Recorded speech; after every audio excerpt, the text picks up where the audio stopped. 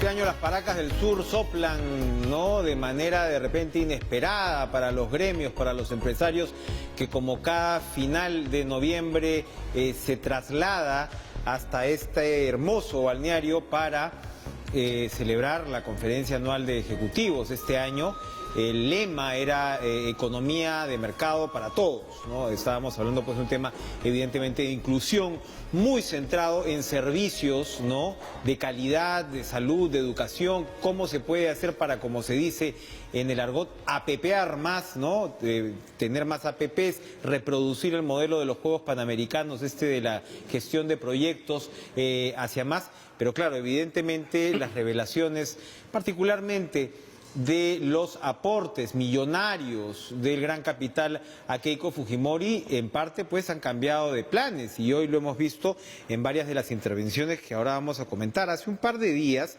Augusto Álvarez Rodríguez, en su columna de La República, precisamente señalaba una economía de mercado para todos y se preguntaba por, digamos, el énfasis fujimorista, ¿no?, de buena parte de este empresariado que se había expresado precisamente en estos aportes millonarios, comenzando por el de Intercorp, ¿no?, de 3.65 millones de dólares. Piensen ustedes en esa cantidad, casi lo que se supone que Odebrecht le dio a Ollanta Humala por orden de Lula da Silva. Estamos hablando pues de cifras realmente estratosféricas para una realidad política como la peruana.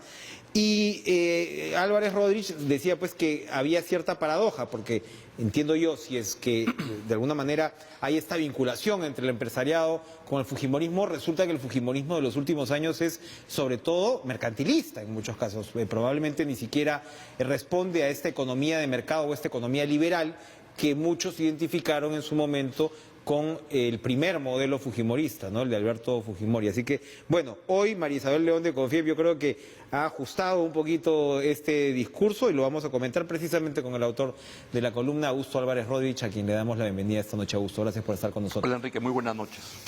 Entre la columna de un par de días y lo que hemos visto hoy, pues han cambiado mucho las cosas. Primero ayer... ¿Cómo pueden cambiar en un par de días, no, las cosas? Bueno, en el Perú casi que cambian de la noche a la mañana.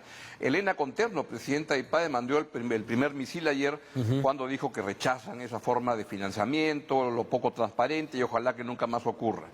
Y hoy ha sido un día más fuerte incluso. A Luis Estrada, que es el presidente del CADE, ha dicho que esas lacras de las constructoras brasileras y peruanas que se vendieron con empresarios por un plato de lentejas doradas. Y luego leí una entrevista a Roque Benavides que dijo que no está en su estilo entregar dinero en efectivo y en maletas.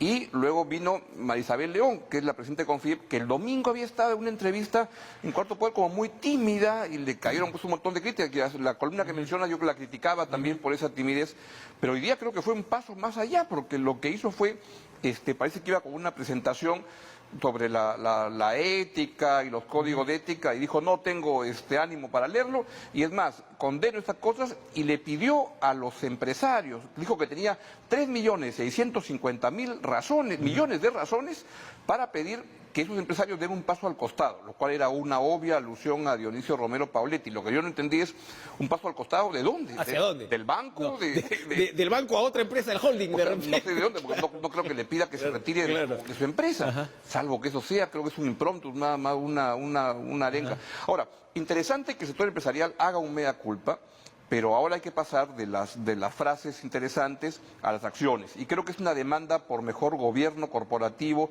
mejores prácticas, y que el tema de la ética esté presente en las decisiones de las empresas y en sus directorios, que puedan incorporar directores independientes, que presionen sobre los temas éticos, van a ser muy importantes en la empresa.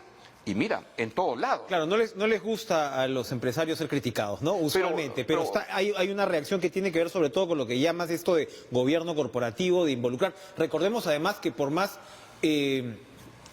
archimillonarios que sean, siguen siendo pues empresas familiares en principio, ¿no? Entonces, claro, estas estructuras son las que cambian de alguna manera. Bueno, no tan familiares, el problema es que ya empresas como Credit Corp, etcétera, pues están en bolsa, yo no sé cuánto sea del grupo familiar, puede ser, no sé, el 20%. Han hablado del 18% aproximadamente. No más allá de eso, por tanto, si hay accionistas de esas empresas, lo que van a decir es yo no quiero invertir en ese tipo de cosas. Pero mira que yo creo que dentro de todo esto que está ocurriendo hay algo que es muy bueno, y es creo que esto esto es un remesón fuerte y no me sorprendería que las empresas peruanas recapaciten con empresarios jóvenes que están viniendo generacionalmente, que el mismo Dionisio Romero establezca una cruzada desde el grupo, el BCP, que es una de las principales empresas del país, y que eso se vea alimentado en todas las empresas y que vayan con mucha fuerza. Y también hay que hablar de las empresas privadas, pero también del Poder Judicial, de la Fiscalía, de todo lado. Es decir, hay un problema en el Perú que es la mega corrupción, y a veces nos quedamos en los casos más emblemáticos, Lavajato, los Cuello Blancos y el Club de la Construcción. Pero el Perú es un lugar de asalto permanente, desde el municipio del distrito más pituco hasta el más pobre, hay muchas entidades del sector público que son lugares de asalto a las personas, a empresarios.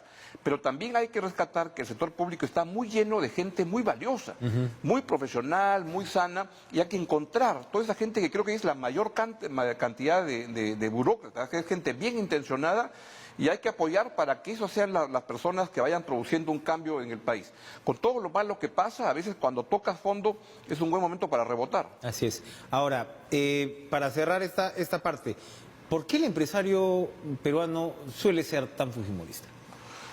Hay un agradecimiento, evidentemente, pues a un modelo económico que indudablemente cambió en el primer gobierno de Alberto Fujimori, pero de ahí no se ha evolucionado un poquito para matizar, como señalas en la columna, lo que representó Fuerza Popular en los últimos años. Sí, es muy fujimorista, pero mira, yo lo conozco bien al empresariado peruano, suelo dar exposiciones en empresas sobre los temas de cómo impacta la política en el mundo de los negocios, y yo creo que eso ha ido cambiando bastante. En los últimos 2 años, especialmente esos 3 años, donde el fujimorismo se pasó de la raya de obstaculizar el país, ha habido un cambio grande. ¿Qué es lo último que quiere el empresariado en todo? Así es, ¿no? Y que están muy molestos con Keiko Fujimori porque es una persona que estos 3 años hizo lo que el Perú no avanzara. Este quinquenio pudo haber sido un quinquenio de avance, de progreso, y si no ocurrió fue por la culpa de Keiko Fujimori, que usó 73 congresistas para obstaculizar al país y no dejar que avance. ¿Por qué? Por una pataleta, que lo pudo haber resuelto con un psicoanalista o alguien, y no por ella, que no pudo manejar esa derrota, y un grupo de cercanos amigos tan adulones que simplemente le alimentaban la idea de que le habían robado la elección, etcétera. Por lo tanto, yo creo que la relación de Keiko Fujimori con el empresariado es hoy en día muy mala. Nos salió muy cara la terapia que no se dio, en todo caso. Así es. ¿No? Así es. Ahora, también es cierto que tienen algunos traumas, ¿no? Yo sospecho que, no sé, pero Ollanta es como una especie del cuco empresarial que súbitamente aparece y abre las billeteras y comienza a salir el dinero. Realmente efectivo. De manera bollante. Y no sé si además, en el 2016 especialmente, ya conversar con Humala, entrevistarlo, te das cuenta que no era el año 2016, se había quitado el polo rojo, cosa. En el 2011 ya se había quitado el polo rojo. Así es, que era otro tipo de políticas, pero de repente hay una cosa psicológica, de repente a Tafur tienes que invitarlo para que el que mezcla la psicología con esas cosas, si es que genera la imagen de Juan Velasco, porque es militar y esas cosas, pero le genera a los empresarios un pánico tremendo. Pero todos estos íconos íconos, por decirlo de alguna manera, están presentes ahora mismo, ¿no? Ahora que hablas de Velasco, han sido los 50 años de la reforma agraria, hablas de la izquierda, hay esta suerte de pánico, ¿no? Frente a lo que la izquierda podría hacer. Hay otros analistas que dicen, oye, nada, la democracia es la democracia y nada indica que esto vaya a virar hacia un modelo chavista a estas alturas en el Perú, está bastante cimentado. ¿Se justifica esta suerte, bueno, estoy incluyendo la opinión, de paranoia en el empresariado? Bueno, habría que irnos al año 2011. Y a ver, quiero ponerme en los zapatos de empresarios. Y el 2011, si bien es cierto que Ollanta Humala, en términos económicos, ya había ido cambiando, igual su primer plan en la gran transformación era un plan muy estatista y muy malo. Y también yo recuerdo haber entrevistado en esa campaña a Ollanta Humala, y en una entrevista muy majadera de mi parte, haberle preguntado como 20 veces, ¿pero Chávez es una dictadura o no? Y él decía, no puedo responder. También te traía ciertas incertidumbres, pero nada justifica que los empresarios, algunos empresarios, porque no son todos, se dediquen a ver cómo le dan seguridad a sus negocios, metiéndole plata en la alforja a un candidato. El tema es que el empresario tampoco participa de repente como debería en el debate público, ¿no? Que sería bienvenido, creo yo. ¿Qué es lo que reclama Roque Benavides en esa entrevista en gestión que está hoy día muy interesante? Y reclama que el empresario participe. Ahora, el empresario tiene que participar en sus empresas. empresas. Si quiere, una cosa es el sombrero de empresario y otra es el sombrero de político.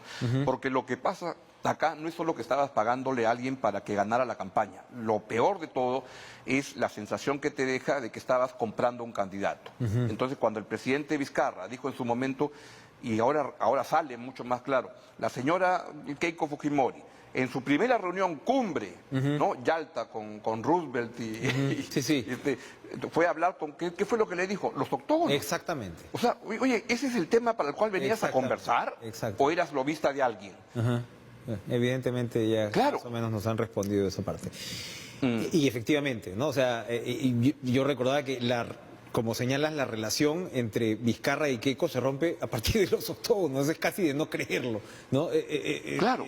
Ocurre en esta reunión famosa de junio del año pasado en la casa de Limper, me parece, ¿no? Porque y le dije, cámbiame a la ministra de Salud. Y esto. Entonces, ¿qué temas ibas a hablar? Ahora, hay otro tema además, tú dices que Keiko Fujimori, yo creo que Keiko Fujimori sale muy resquebrajada de todo esto. He escuchado a algunos ex congresistas que dicen, Leila Chihuán y varios dicen, oye, ¿y el billete dónde está? ¿Por qué tanta plata viene esa campaña? Que la sospecha es la otra, que es que cada campaña electoral es el negocio de gente que se lanza de candidatos, no para ganar, sino para llenar tu tanque de gasolina por los 5 años, y pierden fascinados, porque hay gente que les mete plata, nunca se acercan al final de la campaña a decir, oye, no gastaste todo, devuélvelo, y es que les daban la plata en cash, sin ningún registro, entonces te ibas a tu casa, al partido, pero antes de llegar al partido parabas en tu casa, dejabas una parte y te ibas a dejarle una partecita al partido. Y de ahí pagabas la hipoteca de tu casa. Así es. Parece que Keiko Fujimori no es la única, que muchos políticos han tenido y tienen esas mañas frecuentes de que la campaña es una oportunidad fantástica para taparte el bolsillo privado. Y si ganas, te lo sigues tapando ya siendo autoridad. Un excelente negocio, una excelente vocación en todo caso personal. Vamos a hacer una pausa y regresamos con Augusto Álvarez para conversar. Bueno, otro descargo probablemente o otra aclaración es la que ha hecho ahora el presidente Martín Vizcarra sobre César Villanueva, su ex primer ministro hoy detenido. No se vayan.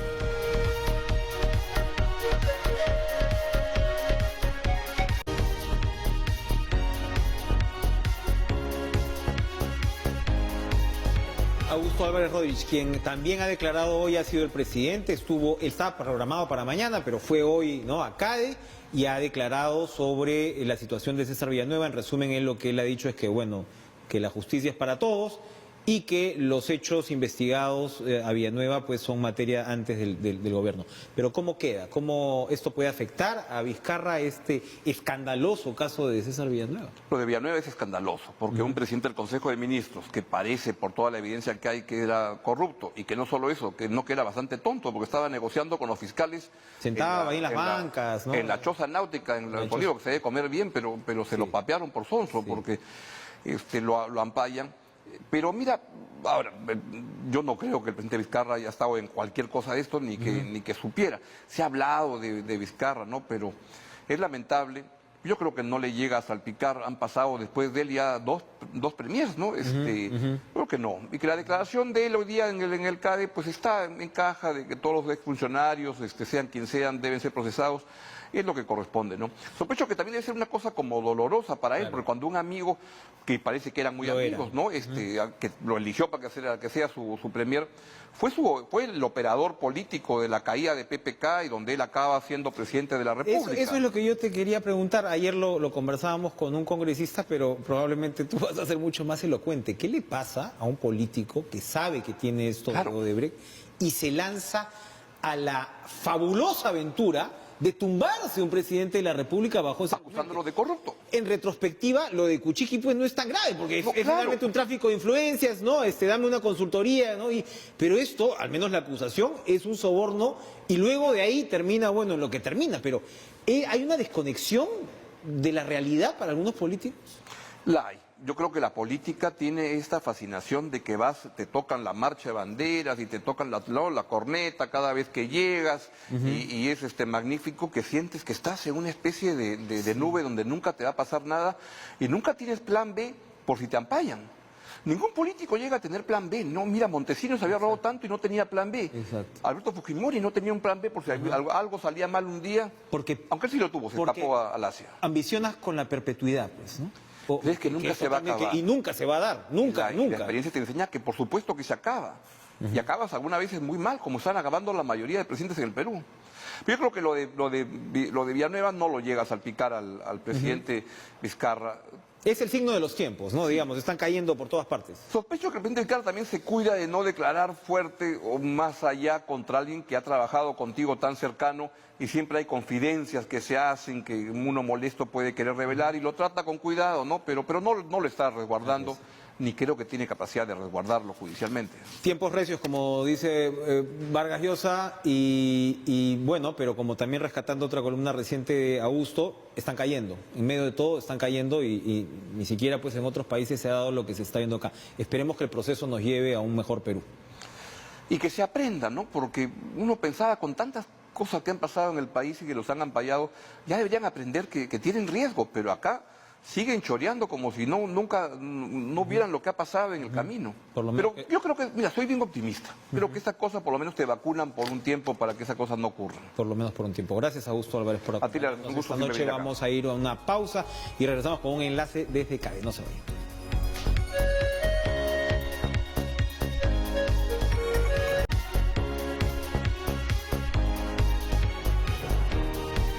Comentábamos hoy los discursos de CADE con Augusto Álvarez Rodríguez. Por supuesto, pues ha llamado la atención los de Elena Conterno, presidenta de IPAE, exministra de Estado, María Isabel León, actual titular de CONFIEP, quien ha sido también muy dura con lo que se está calificando como, no sé si corrupción como tal empresarial, pero esta suerte de crisis reputacional efectivamente que enfrenta el empresariado justo en momentos de CADE que, como decíamos, pues ha tenido que virar. Esta nave ha tenido que voltearse un poquito y adaptarse evidentemente a el debate que los tiene a ellos y a ellas mismos en la mira.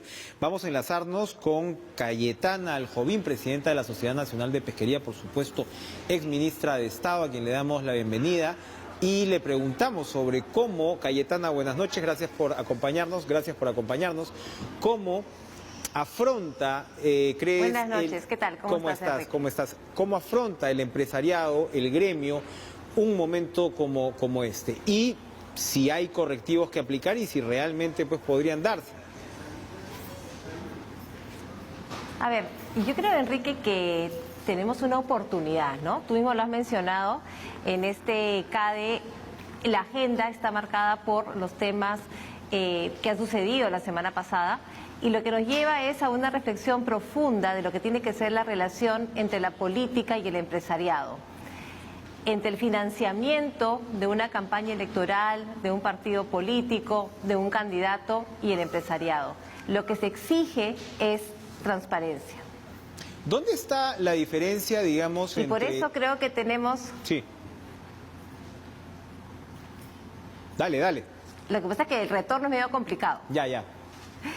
O sea, lo que sucede, creo, es que debemos poner sobre el tapete mecanismos que aseguren la transparencia. Ya lo pasado, lamentablemente, ya se realizó, pero tenemos que mirar a futuro y justamente virar hacia mecanismos de transparencia que aseguren elecciones que sean justas y, valga la redundancia, transparentes, ¿no? Los políticos deberían aportar, los empresarios deberían tener o podrían tener o tienen el derecho de aportar a las campañas políticas o deberían finalmente quedar por fuera de esa actividad. A ver, yo creo que todos las personas, ¿no?, tenemos derecho a participar en política, pero tenemos que hacerlo de manera transparente. Yo no creo que se debería decir que un empresario no debe financiar un candidato o un partido político, siempre y cuando lo haga de manera transparente, que el ciudadano, que es lo que debe estar en el centro de la discusión, sepa que tal o cual empresa o tal o cual persona o empresario aportó a un candidato o a un partido político, porque la elección que realice ese ciudadano tiene que estar justamente, tener todos los elementos de juicio que le hagan tomar y elegir mediante un voto bien pensado e informado. Si no tiene la información de quién financió ese candidato o ese partido, no va a tener, ¿no es cierto?, toda la información completa. Y eso es lo que tenemos que proteger. Conversábamos hace algunos minutos aquí con Augusto Álvarez Rodríguez que una forma también de poder darle orden, ¿no?, a todo esto sería aplicar métodos y herramientas del gobierno corporativo. Cuando hablamos de un aporte como el de Dionisio Romero, de Credicorp, en realidad es la plata del grupo económico en este caso, probablemente esto bajo el tamiz de un gobierno corporativo, de un directorio más amplio y demás, podría haberse controlado. Bueno, efectivamente, las reglas de gobierno corporativo tienen una serie de mecanismos que te permiten justamente evitar estas prácticas, ¿no? El tener directores independientes, por ejemplo, favorece que la auditoría esté en manos de estos directores independientes, también favorece a prácticas más transparentes. Pero creo que lo importante es que si se va a realizar, ya no se puede aportar desde una empresa a una campaña política, sino solamente las personas naturales. Pero de permitirse, el tema es, Enrique, que sea transparente, que el ciudadano lo sepa. Esa es la transparencia, que el ciudadano lo sepa y que lo sepa de manera oportuna, ¿no? No lo sepa después de producida la elección, ¿no? Y luego el otro tema es el de la gestión de intereses, ¿no? Lo que está desarrollado o vinculado, mejor dicho, entre la gran empresa, la política y lo que se observa ya en el Congreso, ¿no? O sea, los lobbies que en muchos casos tampoco son transparentes. ¿Cómo se debería llevar a cabo la gestión de intereses en el Perú para que finalmente, como señalas, el ciudadano pueda saber qué territorio pisa? Mira, yo creo que es importantísima la relación entre la política y el empresariado, siempre y cuando se realice en un ambiente en que todos conozcamos lo que se viene discutiendo. Importante, por ejemplo, tener mecanismos donde las agendas sean absolutamente públicas, donde las reuniones se realicen en las instituciones públicas, donde se conozca exactamente quiénes participan y cuáles son los temas que se tocan en esas reuniones. Y, por ejemplo, un mecanismo muy transparente es uno que tiene el Ministerio de Economía y Finanzas, que son las mesas técnicas donde participan diferentes entidades del Estado con el sector privado, ONGs, gremios empresariales, y creo que de esa discusión salen, ¿no es cierto?, o se producen acuerdos y luego políticas públicas, ¿no? Y se realizan de manera absolutamente transparente. Muy interesante. Para terminar, Cayetana, el caso de César Villanueva. Hemos escuchado algunas declaraciones suyas al paso ahora mismo. Usted fue ministra pues de la gestión de Kuczynski. ¿Qué nos puede decir de un caso como el de Villanueva y si el presidente Vizcarra ha hecho bien en deslindar y, bueno, señalar pues que estos hechos por los cuales supuesto que ha hecho se bien. investiga? Bueno, lamentable lo sucedido con alguien que llega a ocupar, ¿no es cierto?, un puesto tan importante como es el de primer ministro del Perú, ¿no? Creo que se tienen que realizar todas las investigaciones y, como sí dijo el presidente, la justicia tiene que aplicarse, caiga quien caiga. Y yo creo que también pediría que se investigue al señor Villanueva de por qué presentó la segunda vacancia contra el presidente Pedro Pablo Kuczynski. ¿Cuáles fueron las motivaciones que lo llevaron a presentar una vacancia que era exactamente igual a la que se había presentado en diciembre? Cayetana Aljovín, muchas gracias por este enlace. Bueno, sigan ustedes disfrutando de esta CADE que seguramente va a traer mucho más que hablar el día de mañana. Buenas noches. Muy bien. Esto ha sido entonces todo por hoy en Cara a Cara. Como les señalaba, mañana los políticos, representantes de los partidos, de 4 partidos, van a exponer sus ideas, su plataforma para vincular la economía de mercado a unos mejores servicios. Ahora, es notorio que no haya representantes, al menos hasta el último programa que vi, de la izquierda, ¿no? Están representantes de Fuerza Popular, están representantes del Partido Morado, está Raúl Díez Canseco de Acción Popular. Están también el señor Córdoba, Daniel Córdoba, de Alianza para el Progreso, que es el nuevo jefe de plan de gobierno, Francisco Sagasti, como les decía, del Partido Morado, y Marta Chávez, de Fuerza Popular. Ellos van a ir a darle pues esta cuota electoral en esta campaña inusual que estamos teniendo, corta y por supuesto sin la locomotora de los candidatos presidenciales, pero que de todas maneras va a ser finalmente el abrebocas y el primer round de lo que seguramente viviremos en el año 2021. Se nos ha terminado el tiempo, tengan ustedes una excelente noche, sigan con la programación de TV Perú y nos vemos mañana con más.